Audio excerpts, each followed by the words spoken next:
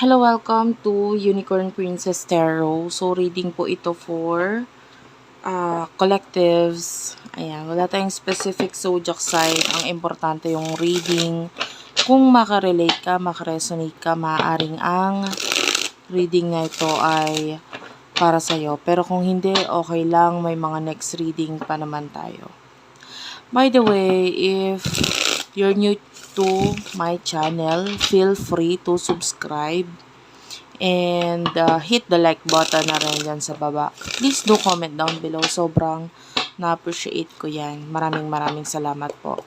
Personal reading, Jing Tarot Reader. Pakisearch na lang siya sa Facebook. Okay, let's start your reading. By the way, nakakita kasi ako ng like someone na pwedeng, yung iba sa inyo pwedeng bago ka manood sa akin, ay nanood ka ng video na parang lalaki yung nagtatarot ng tarot reading. Kahit hindi siya Tagalog, but for some of you may ganon. Bago ka manood sa akin, nanood ka ng tarot reader na lalaki.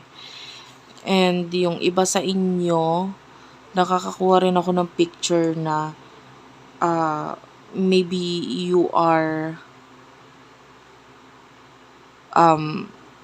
nasa table, parang ganon, or nasa harapan mo is a person na nasa table, which is could be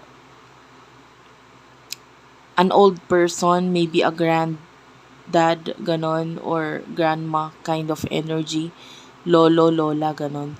Pero okay lang kahit hindi. But anyway, for what I can see here, this is collective sa. Kung may mabanggitin ako zodiac sign energies lang yon. This is love reading. With the world, I feel like you are being open, no? Masyado. And I feel like part ito ng growth mo na kailangan mong i-open ang sarili mo. Maybe sa opportunities, maybe sa kumaga hindi ka naman ganito dati, but maybe you are trying na mag-focus sa mga dating hindi mo pinagfo-focusan. I'm seeing like maybe gusto mo ng growth sa sarili mo. With the 5 of Wands and the 4 of Swords, someone here is really jealous. Sobrang nagseselos or naiinggit siya sa kung ano ka na ngayon. With the Page of Wands, I feel like maybe this is a person na may communication sa inyo or may mga chats na recently. But anyway, this person wants to like have a second chance with you. Maybe a friend or anyway, this is a very toxic person. Sabi natin toxic kasi nga either nagsaselo siya or may gusto siyang gawing hindi maganda sa'yo. One thing is for sure, talagang hindi okay ang energy nitong taong ito. And I feel like you are aware kasi nararamdaman mo. Yeah, for some of you, there's this, could be an ex energy or someone na may sexually attracted sa'yo, or maybe a friend na hindi maganda yung intention niya, gusto niya lang mapalapit sa'yo. But anyway, yung energy nito is that you are being more open kasi tinatry mong gawin nga yung mga bagay na hindi mo ginagawa before, or yung mga hindi mo binibigyan ng attention in the past, binibigyan mo ng attention ngayon. Maybe you're giving this person another chance, or kung hindi man, hinahayaan mo lang siya na makalapit sa'yo. And yeah, I just saw the letter P, W, F. I don't know if that's your initial, But anyway, who is this person that you're dealing with pagdating sa love for collectives, please? Person na kakonect mo pagdating sa love for collectives, please. Spirit guides, angel guides for collectives pagdating sa love. We do have here the Ace of Swords. Oh, okay. Ten of Cups. The Strength card and the Eight of Pentacles. Bottom of the deck is the High Priestess. For some of you, pwedeng may soulmate connection sa inyo na taong to. Yeah, especially with the Judgment and the Magician at the bottom of the deck. Etong person na ito is like trying his or her best na wag masaktan or wag maapektuhan sa connection ninyo. Could be someone na with the Strength card nagmamatigas dito sa connection na ito. That is Leo energy, Taurus, Virgo, Capricorn is also here. Actually, all the signs are here naman. And with the Eight of Pentacles, this person really wants to have this chance with you. Parang gusto niya ng I'm feeling like sexually this person is also manifesting you. Like minamanifest niya na magkaroon ng chance with you sexually. This person with the Ace of Swords is tinatry niya ring ayusin yung kanyang sarili. But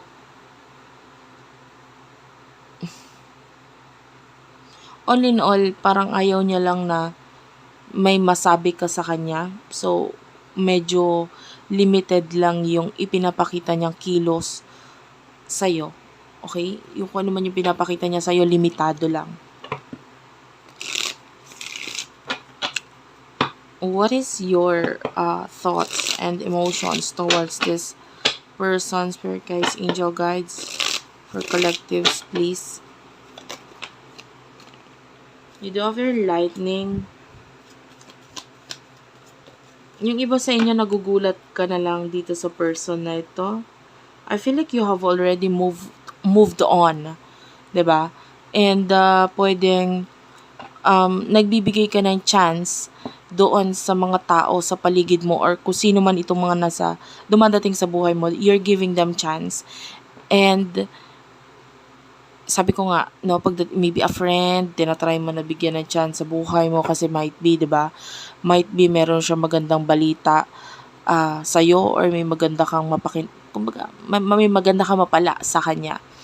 So, I feel like pagdating sa issues mo with the past, I feel like this is a past person, naka-move on ka na dun, and that you are being strategic, you're trying to find something good sa situation mo ngayon, and that you're focusing on changes, transformation sa sarili mo. I feel like medyo nalulungkot or nasasaktan ka rin sa kung ano man yung kinalalabasan ng connection mo with this person. Pero yun lang kasi dahil once in your life naging importante din naman siya sa'yo. But for now, nakikita natin nalulungkot na kumbaga naka-move on ka na. Nandun lang yung lungkot kasi hindi okay yung communication, pero okay ka naman, 'di ba? Parang naka-move on ka naman na. So how about your person? If this is your soulmate, part of you still thinks or yung parang nararamdaman mo pa rin na hindi naman lagi, pero may times na parang feeling mo kailangan mo pa rin siya sa buhay mo. So, nagmo-move on ka nang nandyan lang siya. Maybe nasa friends list mo. Kasi parang kailangan mo siya para maging mas better ka. Kasi you feel like kahit papano nagiging okay ka naman sa buhay mo. Nagkakaroon ka ng growth kasi nandyan pa siya. Parang ganun. Anyway, this person's emotions towards you is, we do have your I like you. And you do have your Cupid's arrow. Clock is also here. Bottom of the deck is the separation. So, like what I've told you, gustong-gusto ka nitong person na ito. and this person wants to date you, gusto niya magkaroon ng isang chance lang talaga. Like maybe a date na would have this intimate, uh, maybe sex together, parang ganon. Gusto niya ma-experience yon because this person wants to meet you. Pag nagkaroon ng chance ng ganon, hindi siya magdadalawang isip. This person, susulitin niya. Yun yung nakukuha natin. Susulitin niya yung meeting ninyong dalawa na may sex and everything. And you do have your separation. Yeah, you could be dealing with your twin flame. So nagkakaroon ng separation sa inyo nitong twin flame nito. Matagal na actually eh. Matagal. Kasi matagal yung healing. Matagal yung separation. On and off. So pwedeng nagkakaroon ng separation and then babalik na naman siya sa buhay mo and then mawawala na naman and then babalik. So may ganong energy. But this person really wants to have you in his or her life. Yung union ninyo, kung gusto niya maging masaya. And gusto niya yung, actually, not only sex, but gusto niya ng marriage or relationship, pagsasama sa inyong dalawa. If only possible yon.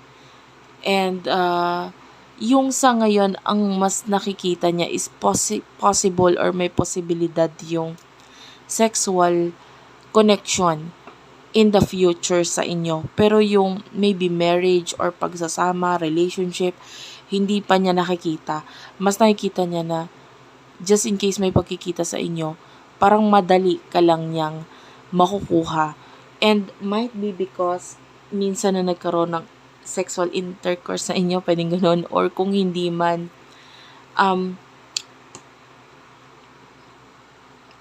iniisip niya na yung kung paano mangyayari yon, paano gagawin yon, maybe alam niya, nakukuha niya na paano yung kiliti mo, ganun, or maybe may idea lang siya kung ano yung magiging plano, kung paano gagawin, and yun yung gusto niyang mangyari.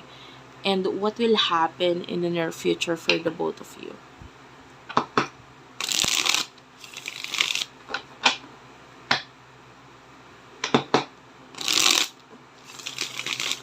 For collectives, please. For collectives, please.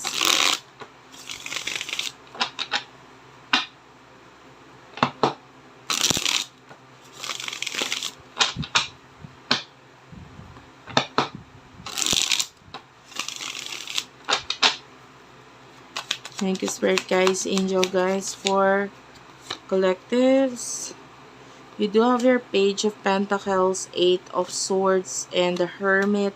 Bottom of the deck, you do have here the Temperance, okay?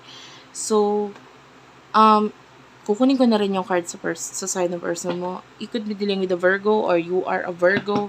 Sagittarius is also here. Pero, okay lang kahit hindi, guys. Okay lang kahit hindi.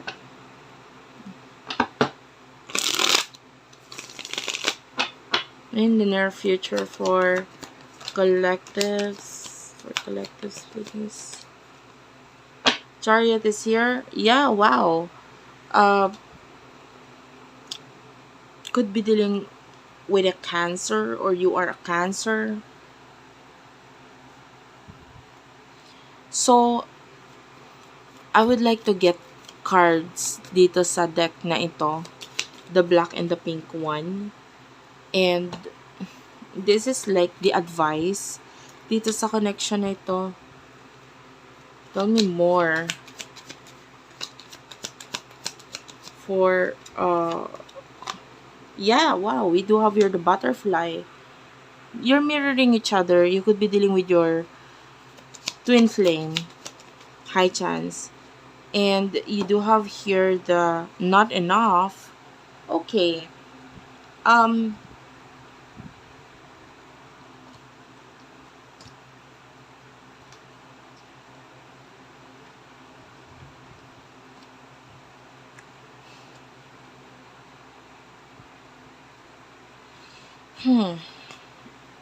Gusto ko i-clarify ito. What's with the not enough?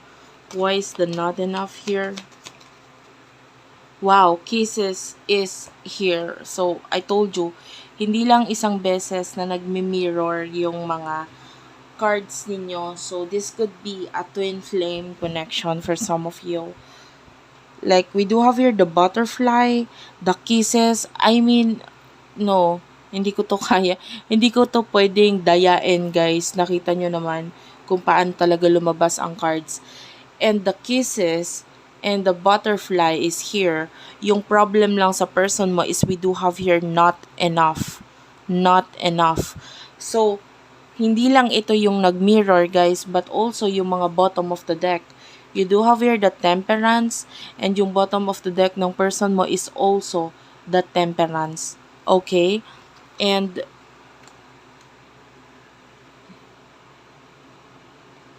yeah, girl talk and twin flame is here. And you see, dito naman sa side ng phone, sa person mo, you do have your photograph, separation, and twin flame. So, nandyan talaga si twin flame. So, this is a twin flame connection. See? Hindi lang sila nagkakalayo, guys. And for what I can see here, in the near future, etong person mo will try na mabilisan yung actions ng person mo eh. Like what I've told you, 'di ba? Gusto niya agad pag nagkita kayo, may sex. So mabilisan. This person, I can see possible pagta-travel. Yeah, and lalapit talaga siya sa iyo eh. Ipapakita niya yung presensya niya or babalik itong person na ito para ipakita yung presensya niya. The only problem is that with the not enough, this person is feeling insecure. In the near future, I can see both of you being ready, pero there's this insecurities and boundaries na nagiging problema sa inyo. With the Eight of Swords and the Hermit, I feel like you're not opening yourself dito sa person na ito, but I can see a possibility na may mai-offer ka sa kanya. Pero it's an offer na may hindi complete offer eh. Maybe offer na may kinalaman sa money, or maybe an offer na hindi masyadong, hindi masyadong offer na offer. And it is because you are waiting. Actually, both of you are waiting. Both of you are wanting each other with the temperance. And the temperance are both at the bottom of the deck. So, pareho yan. Pareho kayo naghihintayan sa isa't isa. Maybe you're waiting for the Justice card, which is the Justice card. This is Libra energy. You're waiting for the truth for this person. Pero ang tanong, if you are currently in a relationship with the Judgment, maybe with the Fool, kailangan mong mag-take ng risk for you to have this opportunity. And like, I feel like this is once in a lifetime na dadating itong person na ito, babalik ulit itong person na ito, i-grab mo na. Like with the butterfly, you need to open your wings, you need to open yourself, you need to accept itong person na ito. Dahil maaaring yung person mo is walang confidence or hindi siya confident enough na humarap sa'yo because of not only insecurities, pero yung iba sa inyo pwedeng may jealousy, which is possible that there's a third party situation here wherein I'm seeing a toxic connection with a 5 of wands. So, may mga pag-aaway. And itong person na ito, kung ano yung hinihintay niya, ito yung hinihintay niya. The 10 of wands. When the 10 of wands is here, I feel like, yung number 10 kasi is an ending number eh. And gusto niya nang matapos yung paghihirap. And by the way, I'm seeing the 10 of wands pero ibang card yung nagpapakita sa akin. I mean, ibang deck.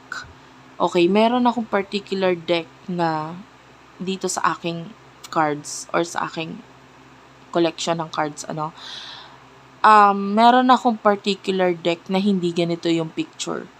And hindi ko na siya ipapakita kasi masyadong matrabaho.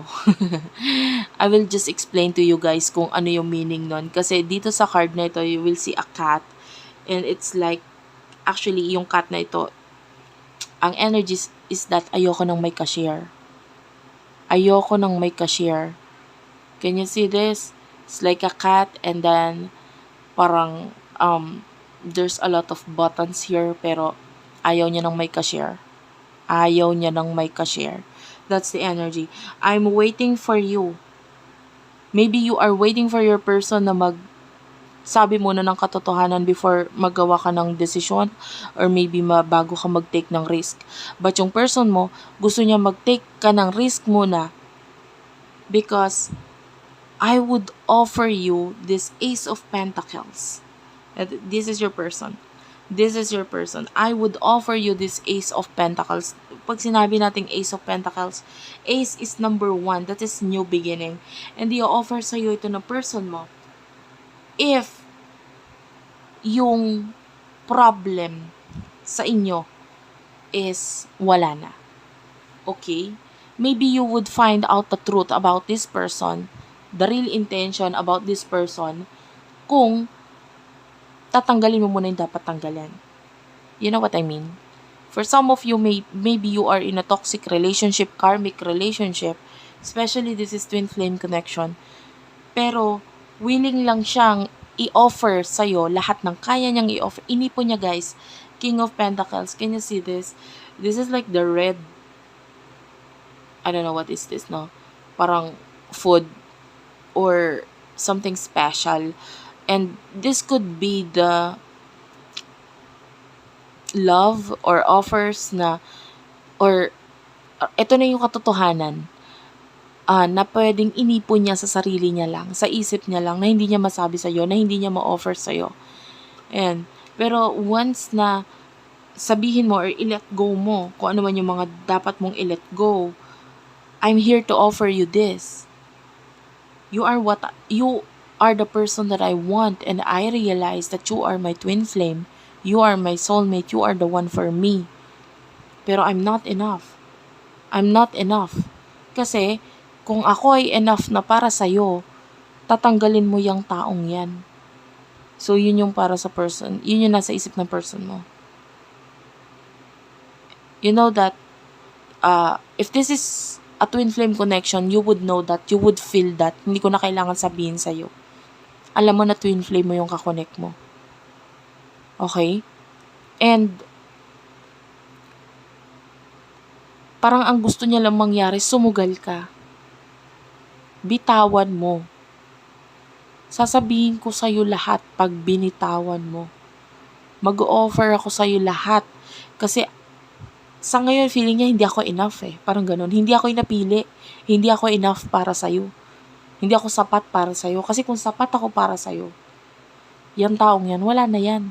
Ako dapat yung nandyan. So, ganun yung mentality ng person mo, di ba? Ayun yung mindset niya. For what I can see here, both of you are ready. Kasi tinan mo, you're mirroring each other. The butterfly is here. Kisses is here. This is unconditional love and affection. Pero yung person mo nakaka-feel siya ng parang hindi pa ako sapat. Kasi nga, doon sa other person na involved sa connection ninyo. I don't know, but for some of you, there could be this 9 of Cups, which is could be family, or pwedeng may family na involved, or maybe gusto mong maging maganda tingin sa'yo ng tao. Pangit kasi yan eh. Hindi, lalo na if you're married. For some of you, you are married. And then, yun nga, pwedeng pangit kasi magiging tingin ng tao sa inyo. Hindi okay. And maybe you are considering the kids. Kino-consider mo yung, for some of you, may kids na involved. Especially the Page of Pentacles is here. And, ayun. Well, sa nakikita natin dito, both of you are ready sa connection. Pero, yun nga, kailangan mo nang tanggalin yung blockage. Kasi hanggat hindi natatanggal yung blockage, medyo magkakaroon ng paulit-ulit na sitwasyon sa inyo. Aalis na naman siya, babalik na naman, aalis na naman. And then sa pagbalik, humihiling na naman siya na sana this time around magkaroon na naman, or magkaroon na ng chance. Parang ganun. Aalis at babalik lang siya sa buhay mo. Gusto niya lang maging open ka. Maging free ka, yung bakante, kumbaga. Thank you for watching, guys. I love you all, and bye-bye.